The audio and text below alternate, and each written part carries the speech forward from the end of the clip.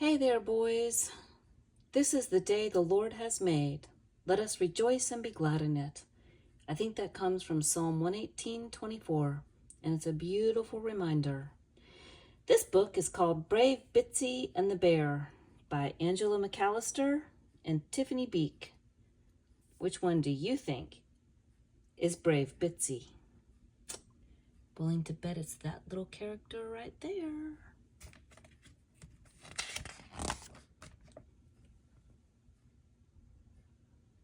Little Bitsy fell out of her girl's pocket in the woods one autumn afternoon. Thump! Help, she cried, but her girl didn't hear her. Bitsy looked around. The trees were so tall, the woods were so quiet. I'm lost and all alone, but I must try to find my way home. So she set off, singing a brave song. Bitsy had not gone far when she heard brrr. A big brown bear stepped out of the trees. Bitsy hid behind her ears. Look at Bitsy hiding behind her ears. How cute is that? The bear said, "Are you lost, little one?" "Yes. I have to find my house. It has a blue door." "Well, I was on my way to my cave," said the bear. "It's time for my long winter sleep. But climb onto my back and I'll take you home first." The bear began to tramp through the woods, but soon Bear yawned. "Oh, I'm so tired. But don't let me rest or I'll fall asleep and I won't wake until spring." So Bitsy sang to him one of her most bouncy, wide-awake songs. When his bear's eyelids grew heavy, Bitsy sang a marching song and drummed with her heels to keep him awake. Look at her marching on his back. When Bear sat down for a snooze, Bitsy gave a loud "Tarantara!" until he carried on. I'm not sure what that means, but it made Bear get up. At last, Bitsy saw her house with the blue door. There it is way across the page. See the house with the blue door? "Thank you for bringing me home," said Bitsy. Bear smiled sleepily. "Goodbye, my friend, and good night." He shuffled wearily back to the woods to find his cave. That night, Bitsy sat on the windowsill thinking of her friend. Did Bear reach his cave or did he fall asleep on the way? There was no one to sing and keep him awake, she thought sadly. Outside, the snow began to fall thick and fast. By morning, icicles hung at the window. If Bear has fallen on his way to his cave, he'll freeze, thought Bitsy. He'll freeze under the snow. I must try to find him. So taking a ball of wool from the knitting basket, she lifted the latch and climbed out of the window. There she goes.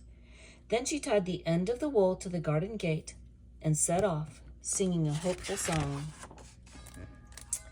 Bitsy searched every snowdrift, but she couldn't find Bear.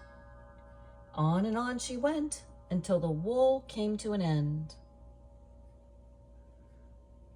She tied it to a loose thread of her sweater and carried on her search.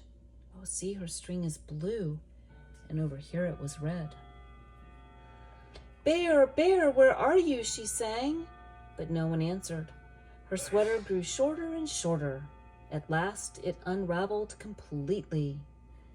Tired and shivering with cold, Bitsy could go no further. Just then, she heard a loud snore. There was Bear, fast asleep with his head in his paws. Bitsy shook him. "Wake up, wake up, wake up!" And she sang with all her heart, but Bear did not stir. "He will freeze unless I help him," she thought. So she brushed the snow from Bear's coat and tugged some bracken across his back. but the wind blew it off, and fresh snowflakes fell on Bear. Bitsy hugged Bear's neck, but she had no warmth to give him. Then Bitsy heard a scratching and rustling. Out of the trees popped creatures of the wood. "We heard your singing, little rabbit," they said. "We're Bear's friends too. We can help him together." So the beavers built a shelter of wood, the foxes fetched bracken, and the squirrels brought moss for a blanket.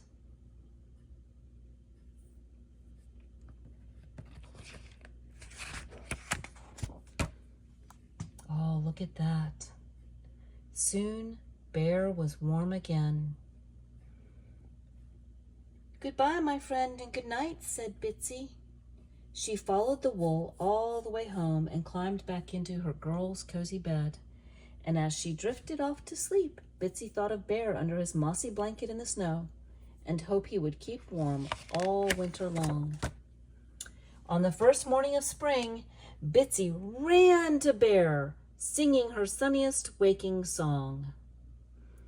"Hello, little one," said Bear. "Somebody made me such a cozy bed. That was the best winter sleep I ever had."